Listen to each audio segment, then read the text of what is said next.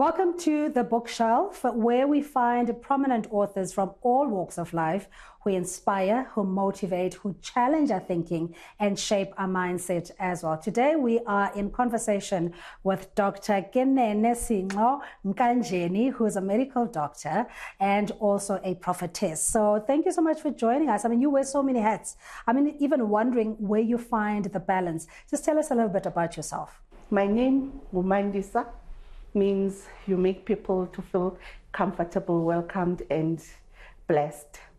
And my other name, Patricia Rosalind, but I'm Mandisa Nkanjeni. And I grew up, I was born first in the city of Port Elizabeth. They call it now in eNCA.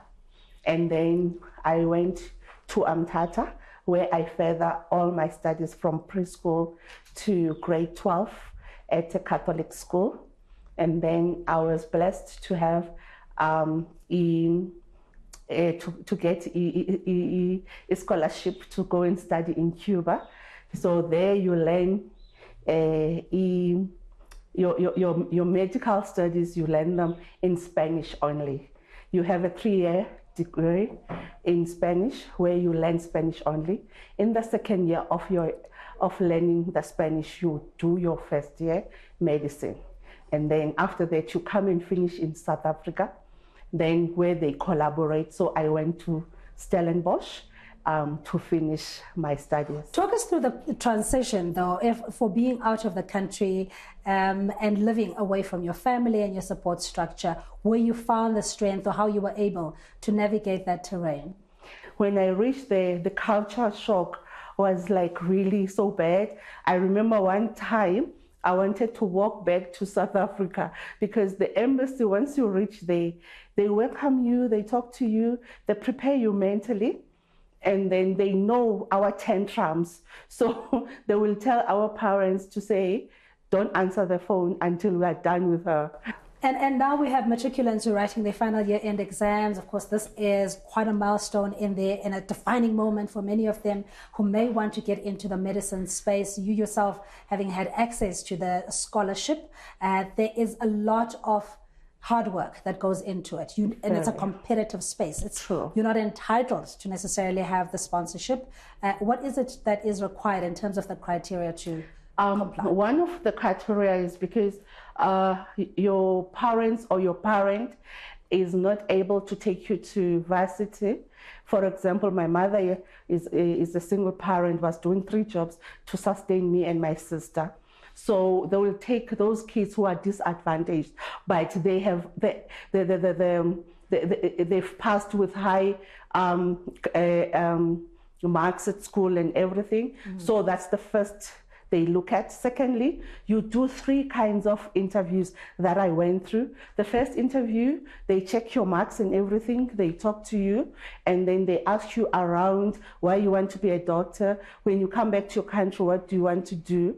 And then the next one, if you pass, they test you because not against your will. You must be able to be tested.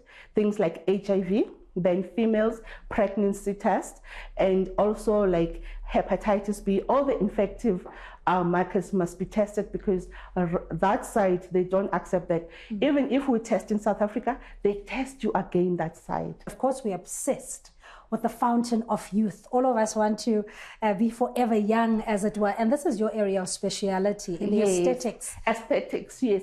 I love aesthetics because it's not like we don't love who we are, we just augment, and we let nature take its course. But there are things that I am not allowed to do in the field. Mm-hmm. Even in my own practice, mm-hmm. there are things that I'm not allowed because of my spirituality, that I don't want to come across as a negativity, but most of my patients, they understand. So the aesthetics we do, you can see my eyelashes, mm-hmm. and my eyebrows, you lift a little bit. Yeah. We deal mostly with the kids that will go to matric with their skin, the pimples. I love dealing with the skin because it shows who you are. Yeah. I love to look more natural, and you know, the more you look natural, the better. And you also manufacture your own products, or how does it work in terms of your consultation when a client approaches you